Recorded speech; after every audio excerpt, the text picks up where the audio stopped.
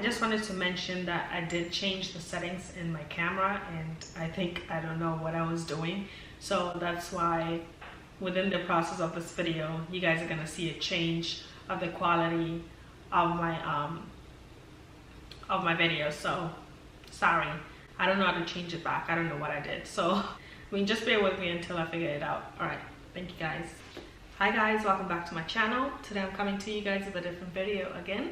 As I told you guys in my previous video that I will be uploading every day. I'll be uploading every day for 2 weeks, and yeah, let's see how it goes. So today I'm coming to you guys with a very different video, more like a talking video, and today we're gonna talk about her, like her, ladies, like down there, her, like your how are you gonna call her? Yeah, we're gonna be talking about the vagina, a healthy vagina. That's what we're gonna be talking about today. So if you guys are very uncomfortable with this, then I suggest that you don't watch it, because I'm gonna be very detailed and very specific in whatever that I'm to tell you guys. So to start off, I just want to say that women in general, our vaginas clean themselves, which leads me to tip number 1 on how to keep your vagina healthy. So throw out all the douching products, all the cleaning products that you use to like clean down there. It is not necessary. Just use some water, your hands. That's about it.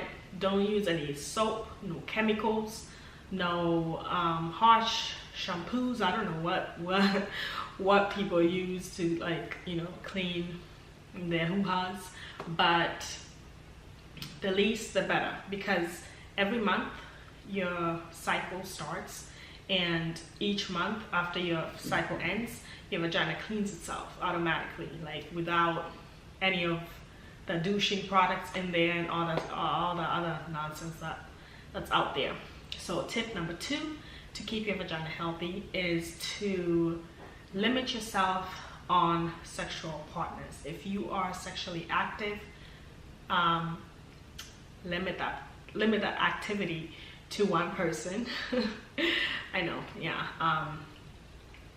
Some tend to be all on the, you know, some women tend to, you know, have multiple sexual partners, which is okay. There's nothing wrong with that. If that's what they want to choose to do, then go ahead, boo-boo, choose to do so.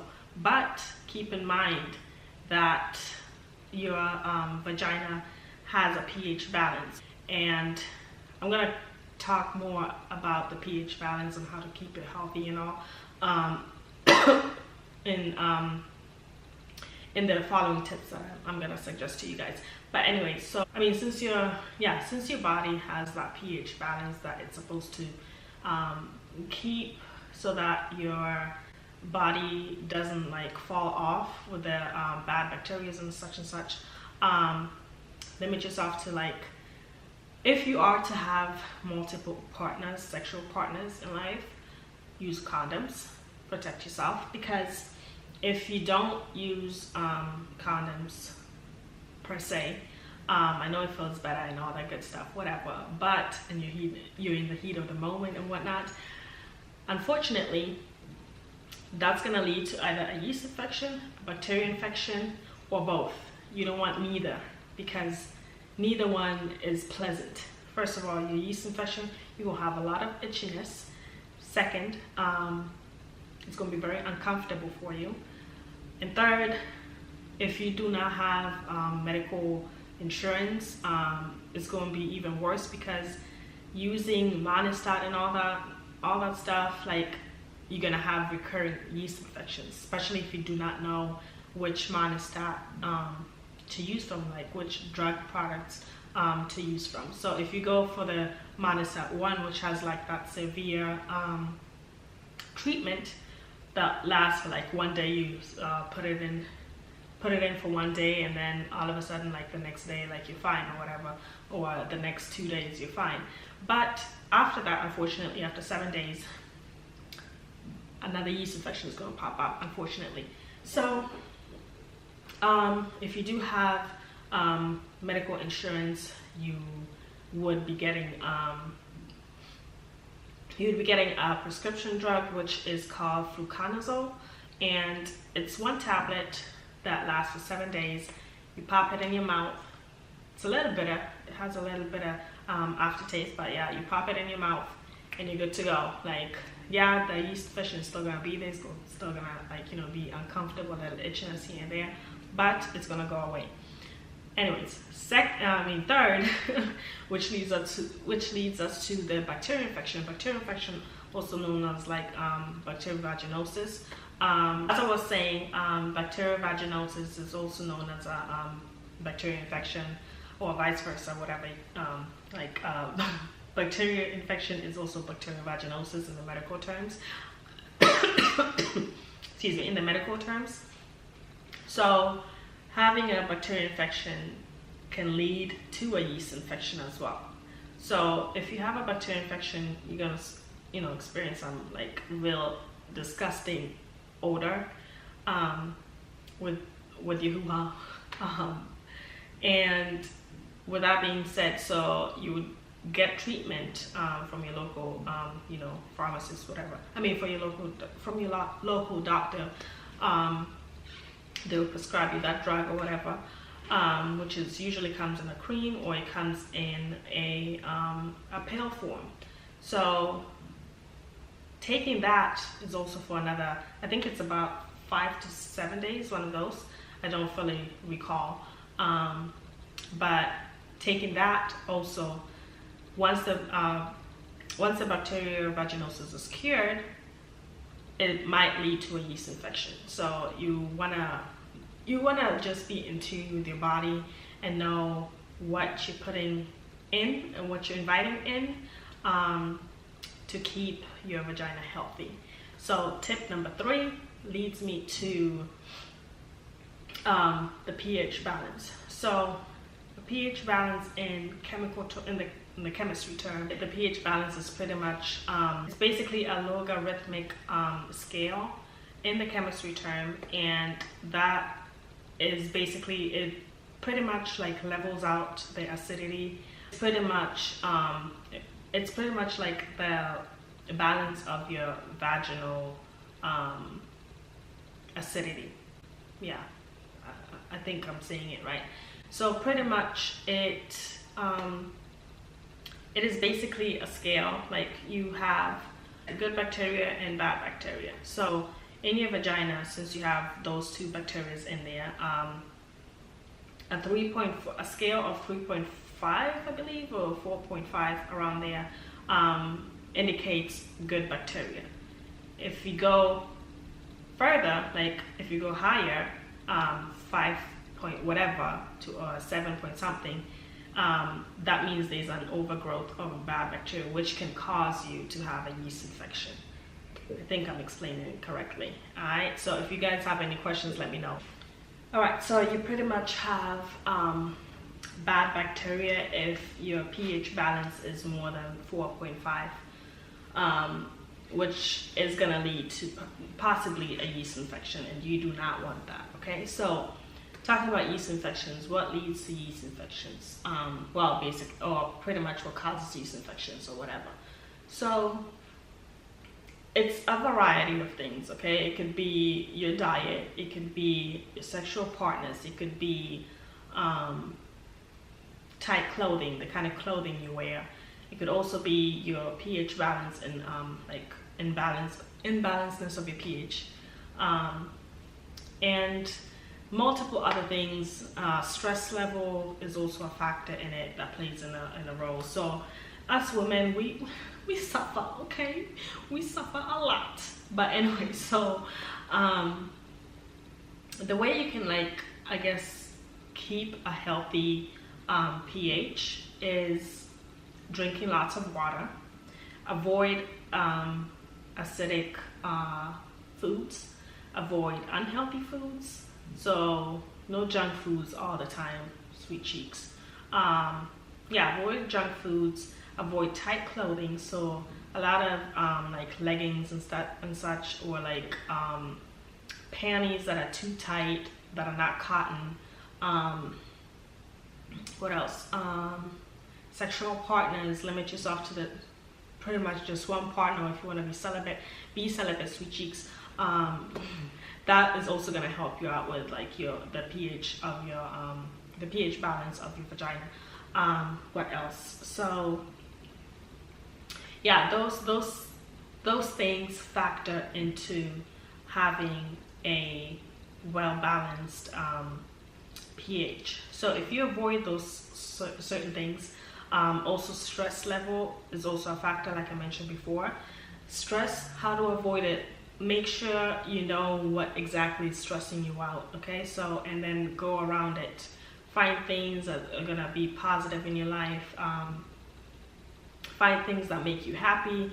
Distract yourself from, sitting down at home or whatever the case is, and just being stressed and thinking about that stress, that thing that stresses you out the most. Because if you don't, sweetheart, stress is very, very, oh my gosh, it's severe, okay? Leads to depression, all that nonsense. You don't want that, all right? So try to find your ground within like your stress level, okay? So figure things out for yourself. Only you yourself is gonna know what makes you happy and what makes you think positive about yourself. So try to do that. Surround yourself with like positive people, with just positivity. Listen to like positive music, positive preaching if you're religious and all that good stuff. Just positivity, and your mind is gonna start thinking differently, and also your body is gonna start reacting towards what you're thinking. So, and then also speak positivity into your life. So that's how I avoid my stress level, to be honest. What else? We're gonna lead to tip number 4 would be to eat healthy foods. I know I mentioned this before, but eating healthier is gonna lead your body to react healthy. Okay, so whatever you feed yourself is pretty much what your body is gonna nourish itself with. So I'm not telling you to just eat salads, that's it. Cook healthy snacks, cook healthy foods. Incorporate protein, vegetables, fruits. What else? Fruits, carbohydrates, things like those, okay? Just try to eat healthy foods, because eating healthy is gonna lead you to just avoid so much things like within your body, not just your vagina. Like, just everything is gonna feel great, okay? Your body's you gonna wake up one day and be like, oh, good morning world, I'm here, like that. Like, if you keep on consistently eating healthy, things are gonna happen great within your body. So that's tip number 4. Tip number 5 would be to avoid panties. Like, this is funny, but these here, these are no-nos, okay? No buenos. Victoria's Secret, yeah, they're cute, they're all nice and juicy looking and all, but nah, toss them out, toss them, okay? You don't need them. The reason why I'm saying this, I'm gonna talk from personal experience, okay? So ever since I had like my first yeast infection, I'd say, okay, every woman is gonna experience a yeast infection in their life, whether you're like in your late teens, in your early 20s, mid 30s, 40s, whatever. Even if you're pregnant, you're probably gonna experience a yeast infection. So yeah, that's just life, okay? So the first time I ever experienced a yeast infection, I used to wear a lot of tight clothing back in the days, and I believe that's pretty much what my cause was. And I also used to eat so unhealthy, guys. Like every day I probably would eat McDonald's almost every day. Okay, so that's how bad it was. So ever since I did I caught my first yeast infection, I know I'm very open or whatever to talk about this, but hey, I'm just trying to help you guys out. Okay, so at that time I didn't have health insurance. I didn't have, you know, anybody to talk to about it. I tried to talk to my mom, but I didn't know exactly like how to like sugarcoat what exactly I was experiencing. Sorry, I'm getting hot. But yeah, so ever since I got that, I decided to make my first so yeah, I decided to make my first attempt to go to a gynecologist. And at that time, I believe I was like 21 years old, and I never been to a gyno before, so I did not know what to expect. Okay, so I did some of my research and stuff like that, blah blah blah. So she did my first pap smear, whatever, and everything went well. So after that, you know, I asked her about like yeast infections, because I did not know what was going on with my body. Okay, so so yeah, then she explained to me exactly what it was, blah blah blah, whatever the case is. And then she told me to avoid like underwear that are not cotton. So make sure, like, if you are purchasing underwear, make sure that they're 100% cotton, or just don't use them at all. Just go straight commando. I have not been wearing panties for the past, I don't know how long. Is it 8 years? 9 years? For the past 9 years, I don't wear panties. Like, I only wear them if, like, you know, when I'm on my period or whatever the case is. That's the only reason. I mean, that's the only time I'm gonna be wearing panties, to be honest. And if, like, I'm trying to, you know, be all sexy or whatever the case is. But other than that, go commando. Like, I just go, I'm always commando. I'm sorry, but it feels great. Your vagina is breathing. You know, there's air there. It's not stuffed in. It's not humid. None of that, okay? Also, humidity and like moisture can also lead to a yeast infection. So if you're a person who loves being in the water, going to the beach, such and such, make sure that you change your swimwear and make sure that it's dry. So if you change it, make sure it's dry.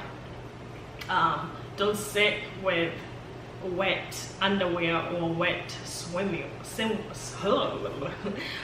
or wet swimwear for a long period of time, because that's gonna cause you to have a whole bunch of nonsense that you do not want to experience. Okay, so that is it.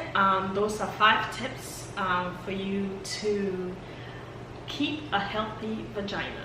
Okay, so I hope you guys enjoyed this video. I hope you learned a little bit from this video, and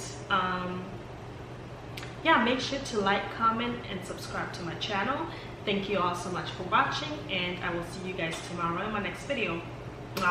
Bye.